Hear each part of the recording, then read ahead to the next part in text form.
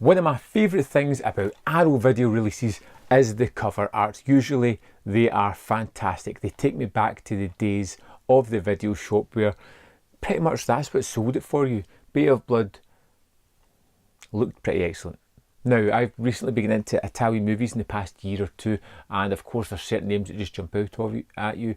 Mario Bava being one of those, and this is one that came out in 1971, and one that I was kind of putting off getting to for some reason or another, and finally had the time, threw it on, and almost instantaneously you're thrown into some giallo classic material. I was grabbed straight away by the opening scene of the old woman in the wheelchair, just looking out at her lovely landscape, pottering about her house before being brutally murdered in a really rather horrible and nasty way.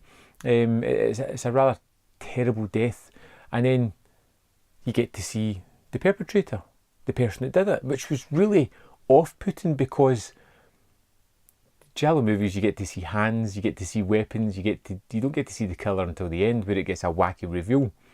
But no, as the killer admires his work, he too is killed. It's a double killing to start this movie off, and I was hooked by this thing completely. The just look of it, the energy of it, the way it just started with that double sort of murder that you weren't expecting, the killer being killed by another killer. Woo! I knew we were in for something pretty fantastic here.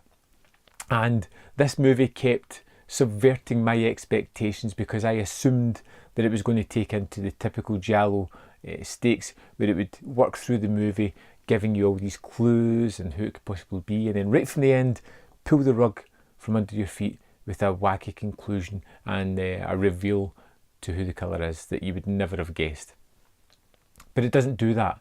It continues through various different guises. You know, it jumps from that scene, it introduces some other characters that are all heading up to the bay to try and deal with the estate of this bay, which was the old ladies that was killed at the start, and which one of the family members is going to get that now. We jump to a group of 4 kids that are pretty much just cannon fodder. They're there to have a good time. They break into one of the cabins. They're just, having sex, having fun, whatever. Somebody takes them out, and we start to get lots of deaths in vicious manner throughout this movie. The deaths themselves are rather bloody, creative, and just so much fun. There is a hatchet to the face that's terrific. There is a spear for a couple.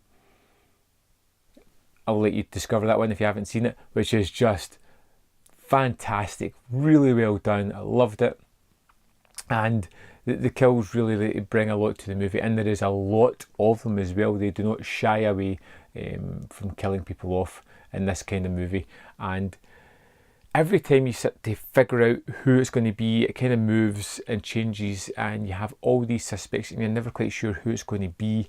And when it starts to get reveals and sorting out who's behind this, it is reveal after reveal after reveal. This is layered with lots of backstory as to why people are doing what they're doing, and it was just a marvellous way of working out a story with a fitting ending as well.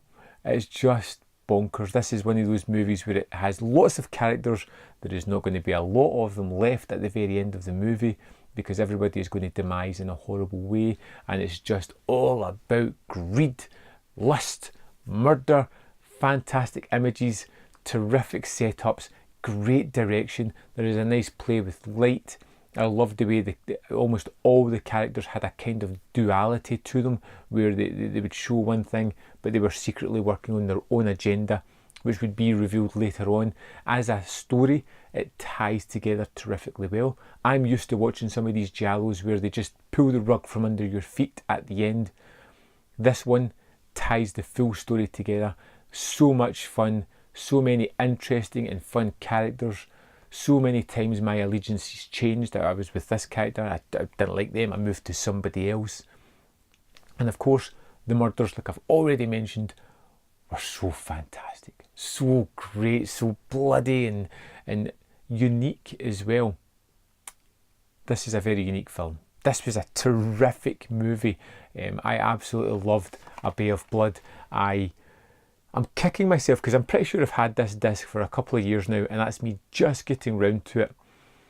And this is one of those movies that you get that puts you onto a path of going into giallo again. You know, you find a typical movie of a specific genre, and before you know it, you've watched a dozen or so movies. This is the one that's going to kick it off for me.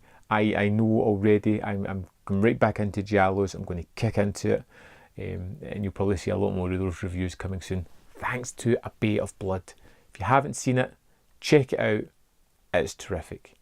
I'd love to know your opinion of the movie. Let me know in the comment box below, as well as what you think is your favourite Bava movie. There's quite a lot I haven't checked out, so I'm really curious about that.